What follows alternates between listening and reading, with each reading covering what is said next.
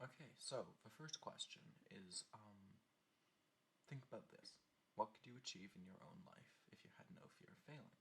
Um, well, if we had no fear of failing and it was just like the game where we could constantly replay everything, I don't think I'd achieve anything in my life because anything I could achieve, everyone else could achieve given their infinite number of playbacks. So there'd be no purpose to doing anything because everyone could do anything. So I just sit on the couch, play video games, even more than I already do. The next question is think about times in your own life when you demonstrated resiliency. So I think in everyone's life, probably the most resilient they were when they're like 8 years old and they can just bounce off anything, like physical and emotional resilience. Like you'd get down and then you'd go back to being jumping around and happy in an instant. So I think that's my most resilient. How has being resilient allowed you to cope with points of flux in my life? Well, my life has been pretty cushy and privileged, so it's not really that amount of flux points. But I don't know. I don't think it really is resiliency. I think it's just gritting your teeth and getting through it. I think focus on the goal that's to come, and you just push through. It's not really about being able to bounce back. It's about sheltering and not bouncing in the first place. Okay, so my thoughts on focusing on the journey. In 9 days, I think. Yeah, I think it's 9 days. I will be done with high school for good. So, then I had accepted to go to McMaster University's Life Science 1 program. And that starting point, or middle point, depending on when you start the journey, is definitely a product of a lot of stumbling points and a lot of whatever the opposite is, trampolines or something. So I think that I kind of know what it's like to focus on the journey. Times in my life when a certain goal has been dependent on the choices I've made. Well, to get into the life science program, you have to have an above 89 average, and to maintain it's conditional upon keeping a 85 average. So to get in, I had to make some lifestyle choices. Start focusing more, start becoming a lot more dedicated to my schoolwork, keeping up on assignments, not just playing cool Mr. Apathy. So I think that is definitely a product of the choices I've made. Some stumbling points that closed off options in my life. I'm in 12X, kind of, this year. I skipped half a grade in grade 8. Anyway, so last year I was kind of in grade 12, and I wanted, I think, to be a writer or a historian or something not that I want to be now. But last year was a pretty horrible year, and for me, and I don't think I even made honor roll. So by making some poor life decisions and that at close and not devoting my time to maintaining the 6 skills of organization, self-regulation, those stuff, that closed off the door of what I wanted to be.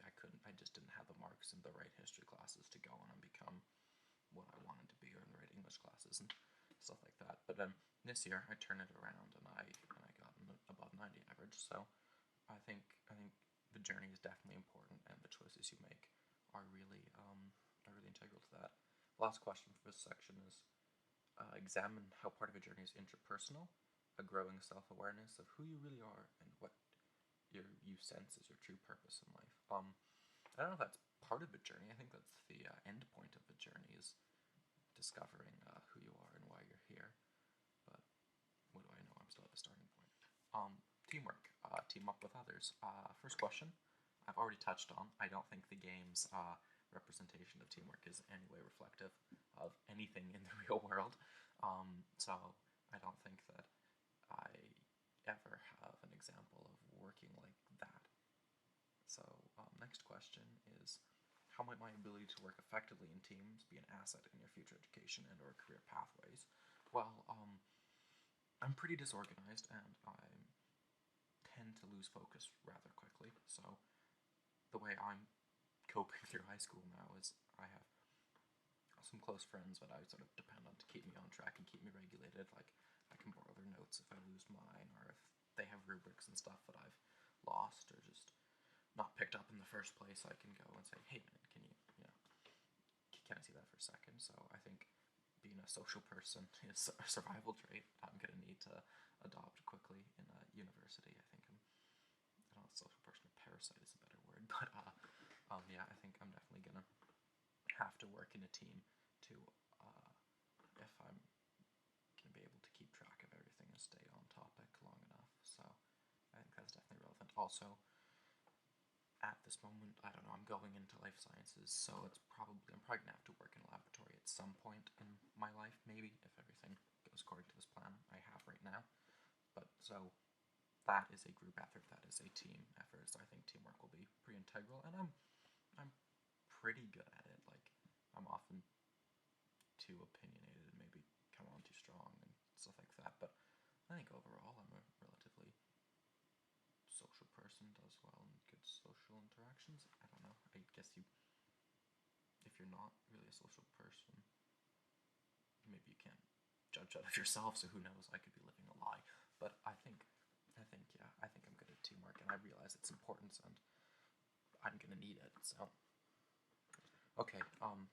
Hey, yeah, I know this has gone on far longer than it should have, and I'm sorry. This is the last group of points to reflect on. So follow your heart. Yeah, I hope I've been doing this correctly with the reflecting on these points. I haven't. I'm sorry for wasting 20 minutes of your life. Jeez. Okay.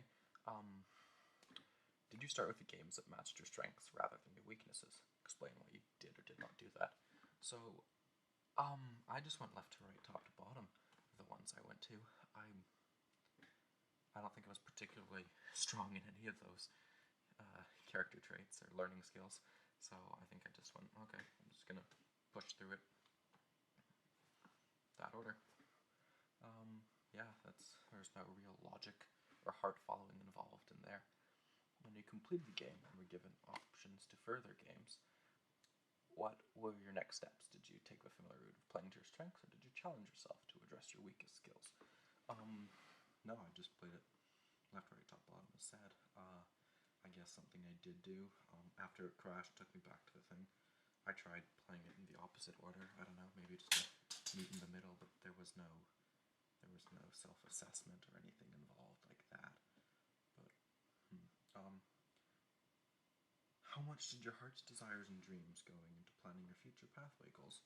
I guess a little. I don't know. I think the whole forensic examiner thing was sort of perseverated on in a couple assignments. Definitely, I think there's some of that in the IPP.